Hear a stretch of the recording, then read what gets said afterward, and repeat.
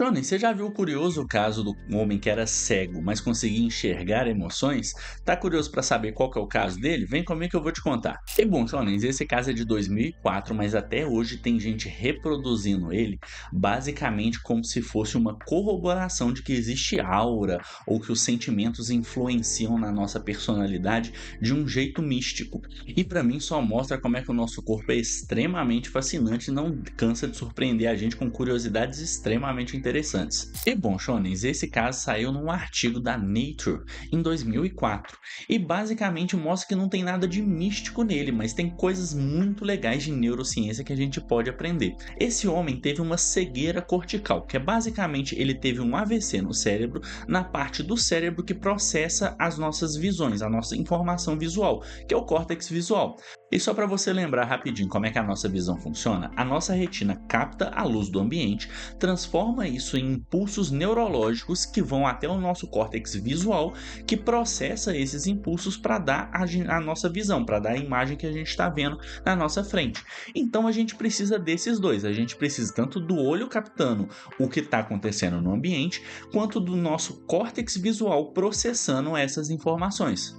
Eu acho que só aí já dá para você deduzir que nem toda cegueira é igual. A cegueira de alguém que tem algum problema no olho, mas o cérebro está funcionando bem, é diferente de uma pessoa que tem um olho funcionando bem, mas o cérebro não está conseguindo processar as imagens. E o caso desse homem é justamente esse segundo. Ele teve basicamente um AVC no cérebro que basicamente destruiu a parte do cérebro que processa as informações visuais. E ele teve um negócio que a gente chama de cegueira cortical. Isso porque o córtex visual dele parou de funcionar e ele parou de enxergar por causa disso. Daí o nome, cegueira cortical. Mas eu aposto que você está se perguntando, tá, mas se ele está cego, como é que ele enxerga as emoções? E bom, Shonen, basicamente a área do nosso cérebro que processa as emoções das outras pessoas não é necessariamente o córtex visual, e sim o nosso sistema límbico, mais precisamente a amígdala cerebral. E Shonen, para você que não sabe o que a amígdala faz, ela é responsável basicamente pelas nossas emoções mais primárias, medo, luta, fuga, raiva, etc.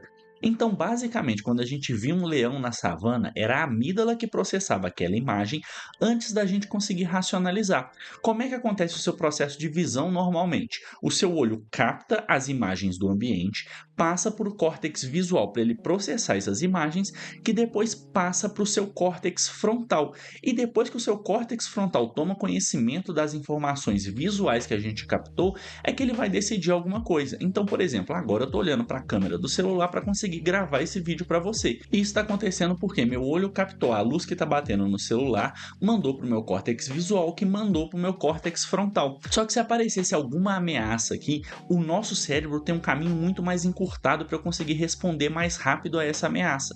Então, ao invés da informação passar do meu olho para o córtex visual, para depois passar pelo meu córtex frontal, ela passaria por um atalho do olho diretamente para a amígdala, para eu ter uma resposta emocional por causa disso. E eu aposto que você já sofreu isso alguma vez na sua vida.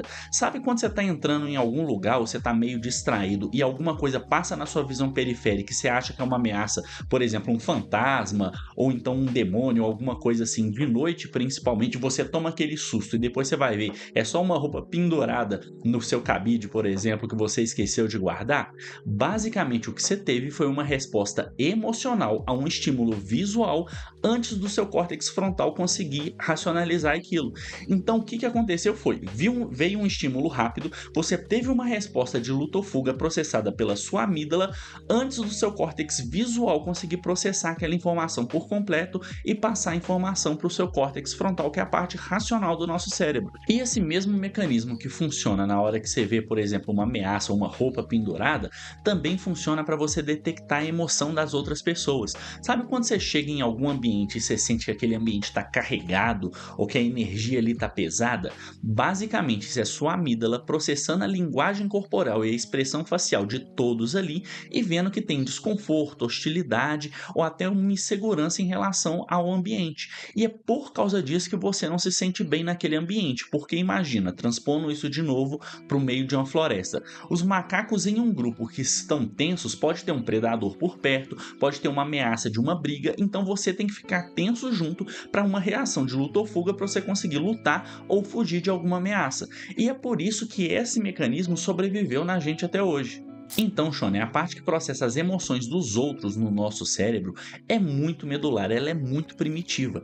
Então, apesar desse cara ter tido uma cegueira cortical e o córtex dele não conseguir processar as informações, a amígdala dele ainda está funcionando e ele ainda consegue processar as informações visuais sobre as expressões faciais e linguagem corporal das outras pessoas. Eu acho isso legal demais na medicina. Então, sim, Shone, é plenamente possível um cara cego conseguir enxergar emoções e não tem nada a ver com misticismo ou energias ou coisas carregadas. Basicamente é neurociência pura. Gostou de saber essa curiosidade médica? E Shone, se você gostou de assistir esse vídeo, obviamente não esquece de dar um like para me apoiar a trazer mais conteúdos assim para vocês. E se você tiver alguma curiosidade médica, deixa aqui para mim nos comentários que talvez possa até virar vídeo para vocês mais tarde. E obviamente, se você quiser ver mais curiosidades sobre a medicina, me segue lá no meu canal para ver mais vídeos como esse.